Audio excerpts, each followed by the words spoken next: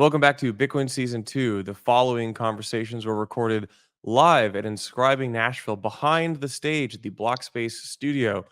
We were super happy to partner with Inscribing Atlantis on this conference series and feature extended, unscripted, off the cuff conversations with some of the headlining guests of that conference.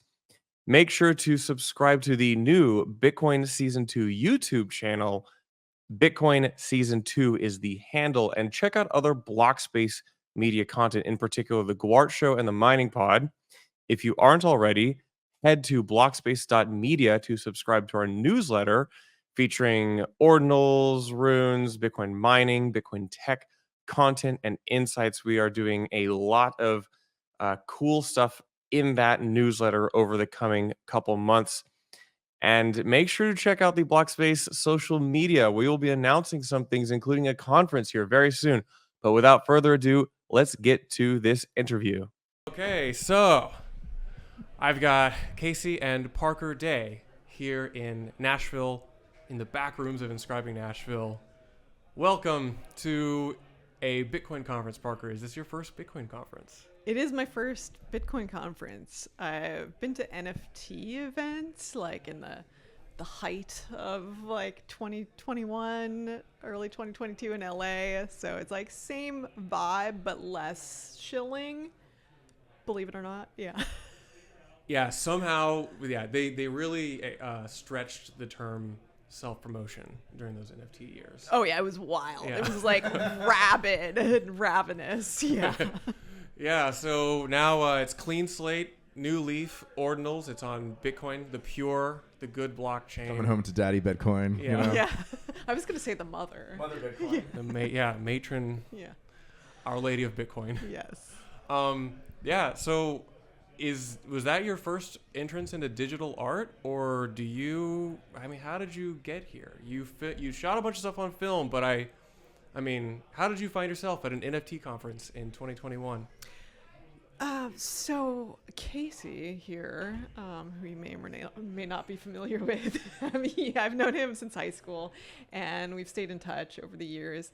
And in 2017, when I had my first solo show, concurrently, CryptoPunks was unleashed on the world, and Casey was like, "Hey Parker, have you heard about this thing, CryptoPunks and crypto art? Like, I think there might be an opportunity here for your art." And I was like, I don't know. Like, my art is so analog. It's from a whole different world, like this traditional art world. I don't know if there's really like any interest. I don't know if it's the right platform. So I kind of like missed that opportunity.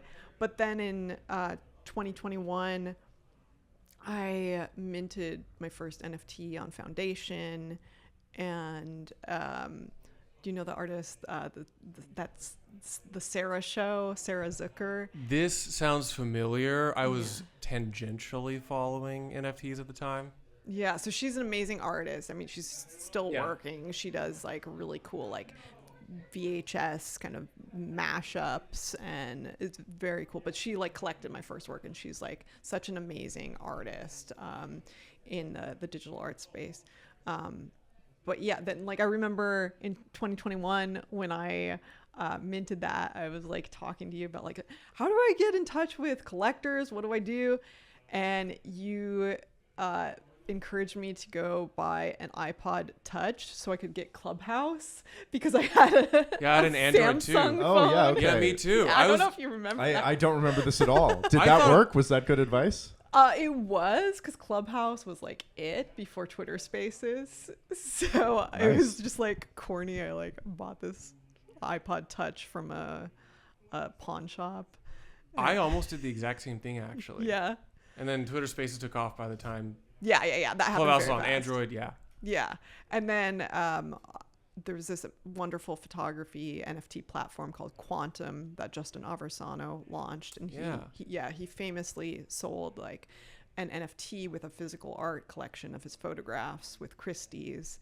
And so it was like a beautiful moment for photography in the crypto world. And so I had my collection launch in 2022, and then the roller coaster slid down, and This is what happens. This is the punishing reverse hedonic treadmill. Yeah. The cycle of Bitcoin and crypto. It will go down eventually. Yeah.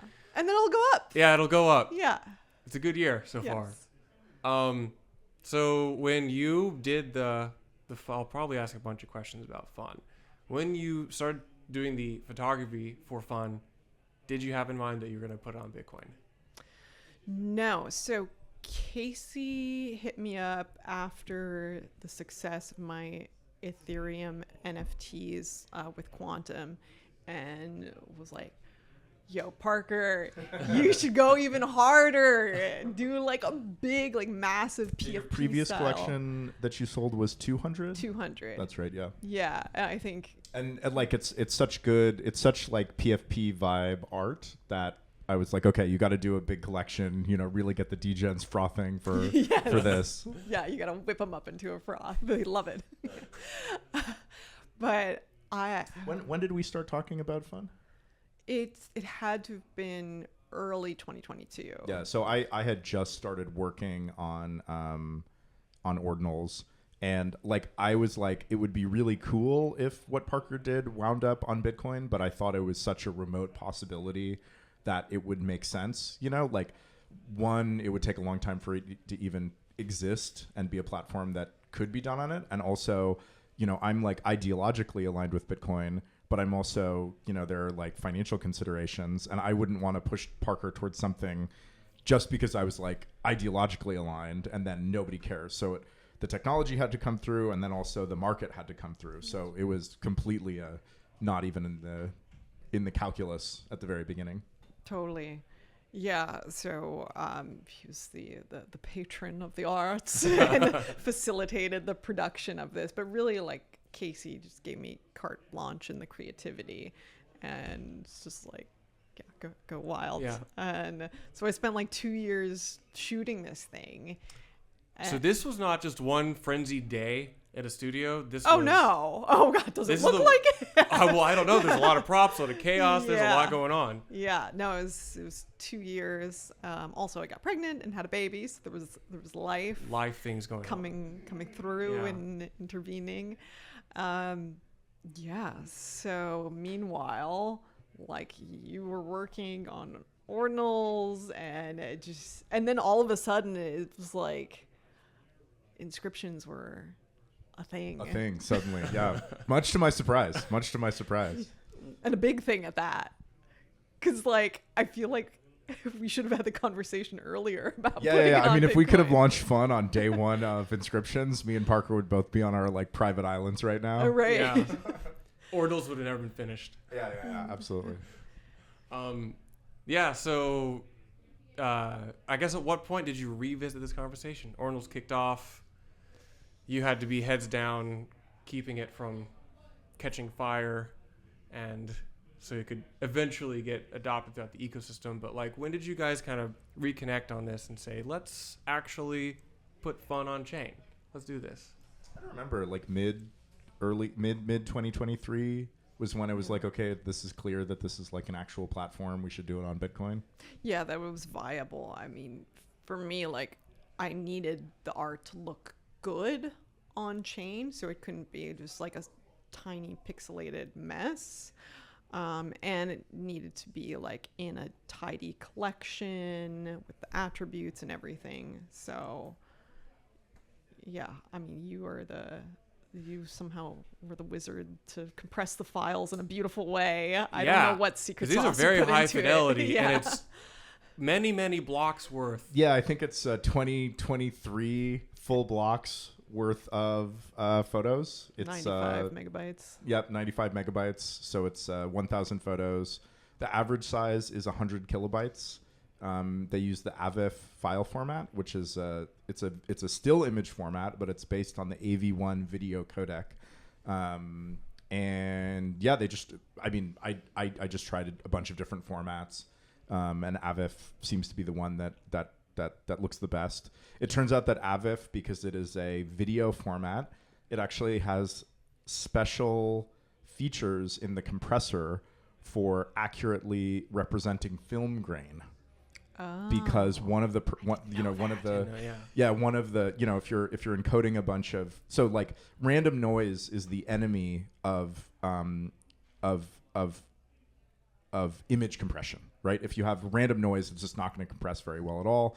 And that's why sometimes you'll see on like TV broadcasts, like it's a game show and then it looks pretty good, and then all of a sudden the confetti comes down and then it looks like ass because the confetti is just random noise that it's trying to compress. And so because people compress film all the time with video compressors, AV1 has like a special like mode where it like notices that like, okay, this isn't just random noise, this is film grain. And I think that's one of the reasons why it does so well with the photographs in Fun. Yep. That makes so much Today sense. I learned, and so you talk about features and everything, and I don't know how like dialed into like the technical side of Ordinals are, but you introduced in the Ord client and now throughout the ecosystem the metadata Indeed. angle. Yes. And you utilize this. I think it's sorely underutilized across the ecosystem, but it helps catalog and define the collection. Yeah. Talk to me about a bit about this. Yeah, well, okay, so in conceiving of the collection, there was the kind of PFP formula, right? So I knew that there would be 100 models, each performing 10 different emotions. So the variables were the mood, the props, the background, and their astrological sign, which is just like a little fun fact of the actual model in there. So artistically, that was amazing for me because it like spoke to identity creation being this thing that you can just like have a recipe for. And because like I like to speak to kind of the unreality of our personal identities that we project into the world. You know how like we can change our persona like we change our clothes. Yeah. Like it's like designing a video game character. Yeah. So because that was like the formula from the outset, it was like, okay, this needs to be data that we can that can be used to sort through the collection later on. So yeah, I don't know. I guess you can speak to the... It's metadata, key value store, you know? So I think that was one of the things that I knew that I needed to do before, you know, we could do Fun. Also parent-child. Yep. What else? I don't know. It's on the Daddy Please sat, which is, you know, named sats I think are severely undervalued. Super undervalued. They're technically one of ones. Cool. Absolutely one of ones, and they form a namespace, and people love namespaces. Everything in crypto is somebody inventing a new namespace. Yeah. So yeah. Where did Daddy Please come from? So I wanted some good sats to put the skulls onto that I originally did, and so I went to Danny Deasy and Vibes God and their sat traffickers, and I was like, yo, send me like a list of your dankest sats, and I picked out of the list, and Daddy Please was one of the sats, and I didn't wind up using it for the skull, but then you liked it, and so we used it for the parent of the collection. Loved it. Yep. Yeah, he emailed me like a list of 40 different ones that he had, and I just kind of like scrolled through them and was like, Daddy Please. Yeah. I mean, obviously it's like parent child, like, so it's just, it makes sense. It's not just kind of nasty sounding, but it is. But both. I mean, you are you've got a bit of some spicy imagery in there, which is turned into a whole... I was impressed, like, really soon after I inscribed them, Ord.io added their, like, NSFW tag, so they show up blurred when you go to Ord.io. Did I do that? A little it doesn't stop there. Are you... do you want to chat about the satanic panic? Which roiled through the Ordinals ecosystem? I love that. Yeah. Are we worshiping Satan in the VIP room? Unfortunately not. Yeah. I mean, everybody is so like, I mean, you know, like it's the you know, the toxic maxis, you know, they just kind of look for anything. So they're like, oh, Casey, he like worships Satan. He fucks dogs, like all this shit. So yeah. just leave it up for open to interpretation. Highly overblown, unfortunately. And pedophiles. They said like we were pedophiles or something. Really? Okay. Yeah, you didn't Damn. catch that? Because of the baby prop? Because of the baby prop. Which is I not think. a real baby. Not a real baby. Also, I was pregnant with a real baby at the time. So it's very funny. And it was like, every time I used that baby as a prop, it like made me feel funny because like I was, becoming a mother. And I think it's good when art kind of provokes a response, an emotional, guttural response. And then like how that's processed in the mind of the viewer is theirs. I would say like the art doesn't just begin and end with me. It's like it's a communication. And so the viewer is where it finds its culmination. So yeah, the people who think that it's like demonic and pedophile trash, expression. like maybe they should think about like why they're seeing through that lens. It does. It's somewhat of more of a mirror than it is a... Yeah. And then there is like a devil character and stuff, but like I'm talking about ego. And I don't know, egos can be kind of devilish, right? Like it's like an overblown expression of self just is, I don't know how to say it. See, I make art, I make images because I can't articulate certain things and I'm trying to explore them. And I think that's what we should do as artists and not always have all the answers. And then the work changes over time too, and how it's perceived. And so I just make it and let it live how it may live. And it's immortalized on Bitcoin. Yeah. Who are the subjects in the fun collection? Well, us two, for starters. There's 100 models. The main collaborators are all models in it. So us, my makeup artist Eden, my assistant Arias, and then just like a bunch of amazing people I found in LA. How did you find them? Mostly Instagram and friends of friends, people I photographed before that I knew would fit with the vibe. The hardest part was finding people who could actually act to some degree. Like bad acting was definitely encouraged, but still you gotta be able to like be out there. And I only shot like 6 or 8 frames of each photo because I'm shooting film. So I had to nail it. They had to nail it. So I got a lot of like actors and comedians who were awesome. And there's actually some like social media heavy hitters in there. Like when I was going through on fun.film, the website. Fun.film, the website. Fun.film, that's the domain. There's also a lot of the models have their Instagram profiles linked on the website. And a lot of them have like massive social media followings. Yeah. And like Daniela Pineda, she's an amazing actress who's in Jurassic World. So there's a lot of great comedians. Yes. Wait till we activate them for the full fun.film social media shilling campaign. Yeah, totally. Yeah.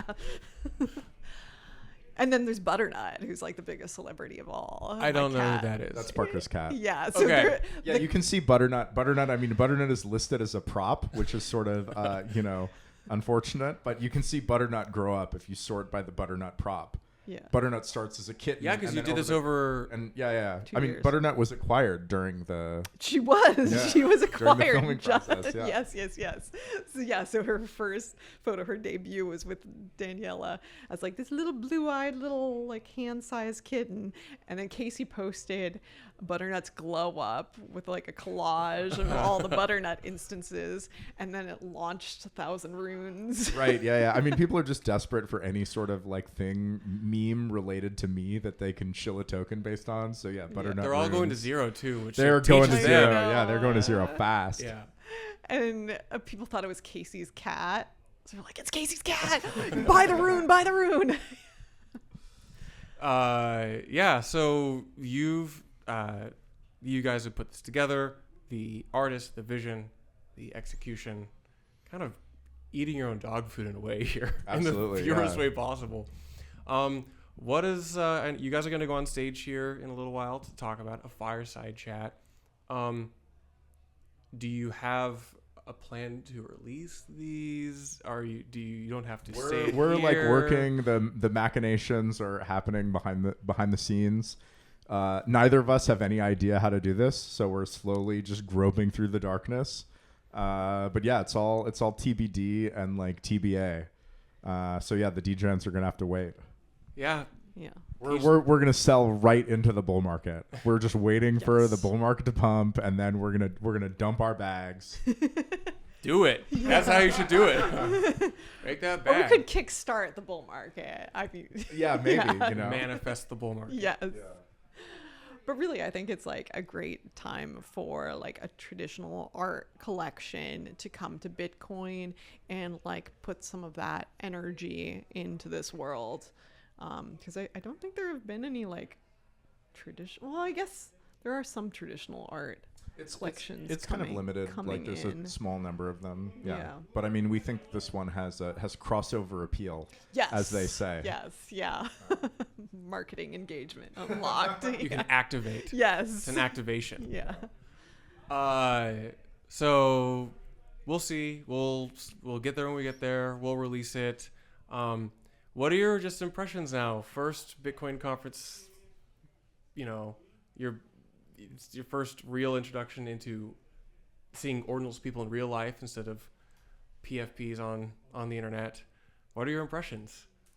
Yeah, it's great. Everyone's really nice and friendly, and yeah, I love it. I mean, I've loved the NFT space because I felt like I found my people much more so than I did in kind of like the hipster LA art world. I mean, much love to all of that, but it's like I'm an awkward nerd and We all are. in just like freaky artist clothing. So I don't know. And it's just like there's so many very inspiring, intelligent people here. And so I'm just here to learn, really.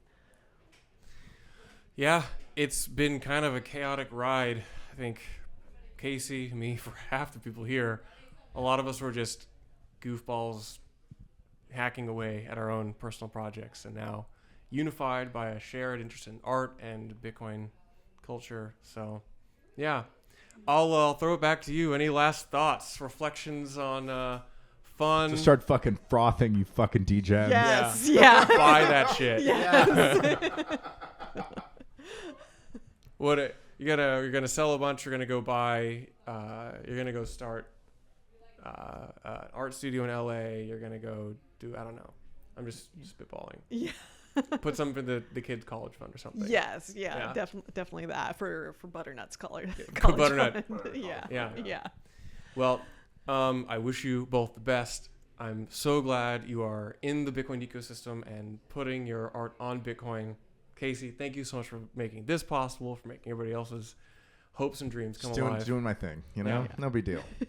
Otherwise, thank you so much. Thank you. Cheers. Cool. See you guys.